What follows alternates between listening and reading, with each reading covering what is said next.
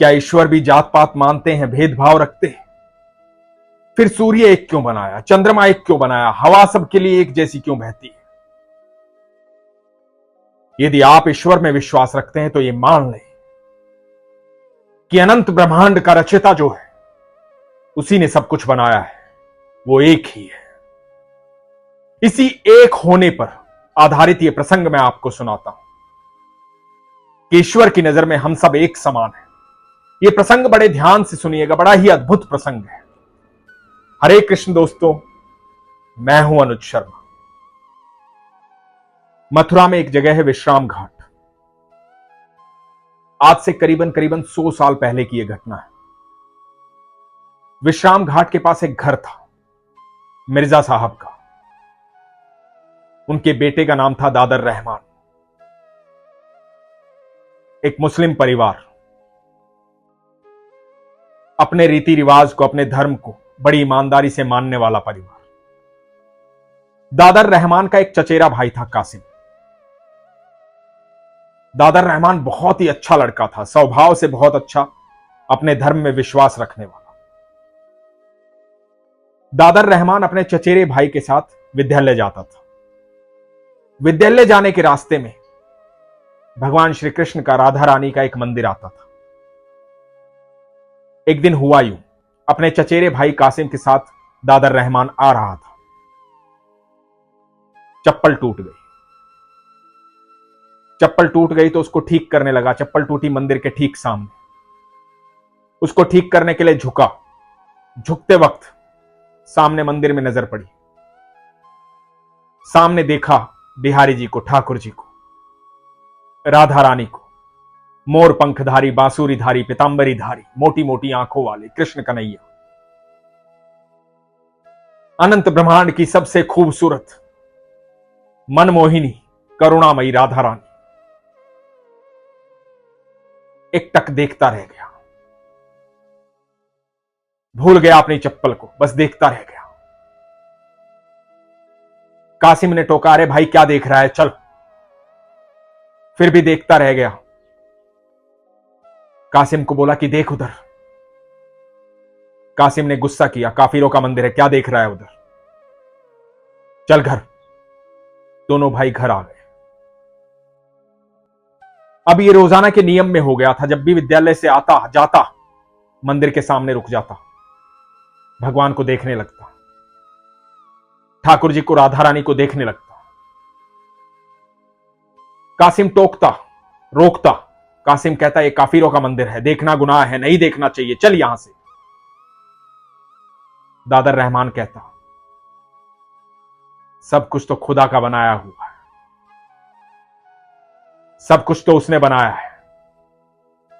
यहां मुझे मोहब्बत नजर आती है, इसलिए देखता हूं। तो इस मोहब्बत को नहीं देख पा रहा है, देख कितनी मोहब्बत है वहां। और खुदा तो बड़े खुश होते हैं ना मोहब्बत देख करके। तो मैं इस मोहब्बत को देख रहा हूं, इस प्रेम को देख रहा हूं। कासिम नाराज होता, गुस्सा करता। अब कासिम से रहा नहीं गया। कासिम को लगा कि चचा जान को बता देना चाहिए, दादर रहमान के पिता को बता देना चाहिए कि ये काफिरों के मंदिर में रुकता है, रोज रुकता है। तो कासिम ने चचा जान को बता दिया। दादर रहमान के पिता बड़े गुस्सा हुए, क्रोधित हुए। और दादर रहमान ने कहा कि आप एक बार जाकर के तो देखो, कितने सुंदर हैं वो, कितने अद्भुत हैं, कितना प्रेम झलकता है उनकी आंखों में, कितनी मोहब्बत है उनके पास। और ये बात सुनते ही दादर रहमान के पिता मिर्जा साहब ने खूब पिटाई की दादर रहमान की, खूब मारा, समझाया। वो काफिरों का मंदिर है, काफिर हो गया है क्या तू, क्यों ये करता है, खुदा को देख, खुदा की तरफ देख। तो दादर रहमान ने कहा कि अब मेरे खुदा वही है, इसलिए उनकी तरफ देखता हूं। कहीं से नाम पता कर लिया था, नाम है कृष्ण और राधा। तो कृष्ण और राधा ही कहता रहता था। बहुत मारा, बहुत पीटा। मिर्जा साहब को लगा कि अब सुधर जाएगा, लेकिन सुधार कहां आना था। विद्यालय से आते वक्त रुक जाता, अब कासिम के साथ नहीं आता था। अकेला आने लगा। कासिम को पहले ही कह देता तू घर जा। कासिम शिकायत कर चुका था, कासिम के पास और कुछ कहने के लिए था नहीं, और मंदिर के बाहर रुक जाता। दादर रहमान की अम्मी कभी चावल भात देती, कभी कुछ देती, तो ठाकुर जी के सामने बैठता और ठाकुर जी को कहता कि भोजन कर लिया तुमने? अम्मी ने चावल बनाए हैं, खाओगे? मेरे साथ खाओगे? आपकी दुल्हनिया बड़ी सुंदर है, राधा। कितना प्यार है इनकी आंखों में, कितनी करुणामयी है ये, कितना वात्सल्य है। इनसे मिलना है, राधा रानी से मिलना है। बातें करता रहता ठाकुर जी के साथ, राधा रानी के साथ, राधा राधा करता रहता। मिर्जा साहब को फिर पता लगा, फिर पिटाई की, घर से बाहर निकलना बंद कर दिया। दादर रहमान कमजोर हो रहे थे, राधा कृष्ण का जाप कर रहे थे, घर में एकांत में बैठे रहते थे, एक कोने में बैठे रहते थे, खाना नहीं खाते थे। अम्मी को लगा कि किसी काफिर ने टोना टोटका कर दिया है, किसी तांत्रिक को दिखाना पड़ेगा। मिर्जा साहब और उनकी बेगम दादर रहमान को एक तांत्रिक के पास लेकर गई। उसने झाड़ा लगाया, दादर रहमान हंसने लगे। तांत्रिक ने कहा कि हंस क्यों रहे हो? तो दादर रहमान ने कहा कि आप क्या कर रहे हैं? बोला जो भूत चढ़ गया उसे उतार रहा हूं। दादर रहमान हंसने लगे, बोले कि जो चढ़ गया वो कभी उतरेगा नहीं। काले रंग के हैं मेरे कन्हैया, काले रंग के हैं ठाकुर जी, और काला रंग जब चढ़ जाता है ना तो उस पर कोई भी रंग चढ़ा लो, कोई भी रंग चढ़ता नहीं है, बस काला ही दिखाई देता है। तो ये रंग चढ़ चुका है, या तो किसी पे चढ़ता नहीं और चढ़ जाए तो उतरता नहीं, और जो उतारने वाला है उसको भी उसी ने बनाया है। तो कोशिश कर ले उतारने की, तू भी कृष्ण कृष्ण बोलेगा, राधा राधा बोलेगा। तांत्रिक ने कहा इसका कोई इलाज नहीं है मेरे पास, पागल हो गया तुम्हारा लड़का, सख्ताई से पेश आओ। मिर्जा साहब उसको घर लेकर के आ गए। आकर के अपनी अम्मी को बोला कि अम्मी, लाडली जी ने बुलाया है मुझे, अब मैं यहां से जा रहा हूं, अब यहां नहीं रहना। जिस घर में कृष्ण का नाम नहीं, राधा रानी का नाम नहीं, जहां उनके प्रति सम्मान नहीं, उस घर में मुझे नहीं रहना। खुदा ने कभी नहीं सिखाया ये कि मोहब्बत मत करो, प्रेम मत करो। तुम तो खुदा की बातें करते हो ना, तो मैं तो सिर्फ प्रेम की बातें करता हूं। जहां प्रेम नहीं वहां मैं नहीं। और घर छोड़ करके चला गया।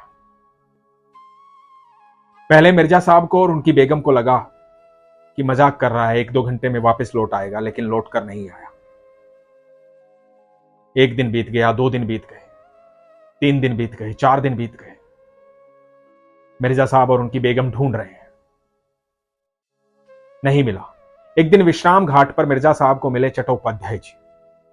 बंगाल से आए थे, ठाकुर जी के अनन्य भक्त संत थे। चट्टोपाध्याय जी को बताया कि मेरा बेटा इस तरह से गायब हो गया। चट्टोपाध्याय जी बड़े ध्यान से सुन रहे थे।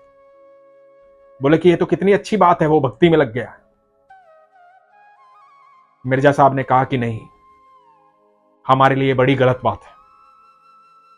उस भक्ति ने मेरे बेटे को छीन लिया है, उस भगवान ने मेरे बेटे को छीन लिया है, ये गलत हुआ है। आपको कहीं मेरा बेटा मिले तो मुझे जरूर बताना। मिर्जा साहब और उनकी बेगम मारे मारे फिर रहे थे इधर से उधर। हर व्यक्ति को कह रहे थे मेरा बेटा मिले तो उसे बताना कि हम दुखी हैं उसके बिना। चट्टोपाध्याय जी ने पूरी बात सुनी। मन में बड़ा भाव जागृत हुआ दादर रहमान को देखने का कि ऐसा कौन सा भक्त है, ऐसा क्या प्रेम जागा है उसके भीतर। चट्टोपाध्याय जी को वृंदावन आना था। 10-12 दिन बीत गए थे दादर रहमान को घर से निकले हुए। कुछ नहीं खाया पिया था, भूखा प्यासा यमुना किनारे एक पेड़ के नीचे बैठा हुआ था वृंदावन में। इधर चट्टोपाध्याय जी ने देखा कि यमुना किनारे एक पेड़ के नीचे एक युवक बैठा हुआ है 16-17 साल का। समझ गए यही है दादर रहमान। बड़ा तेज था युवक के चेहरे पर। सर्दी का समय था, बदन पर कोई कपड़ा नहीं था। चट्टोपाध्याय जी को बड़ी दया आई। अपने बैग से कंबल निकाला और कंबल उड़ा दिया। उस बच्चे ने कुछ नहीं कहा, कुछ भी नहीं हुआ। एक टक यमुना महारानी को देखता रहा। चट्टोपाध्याय जी कुछ कहते उससे पहले एक ब्रजबाला आ गई, हाथ में भोजन की थाली लिए हुए, दूध का गिलास लिए हुए,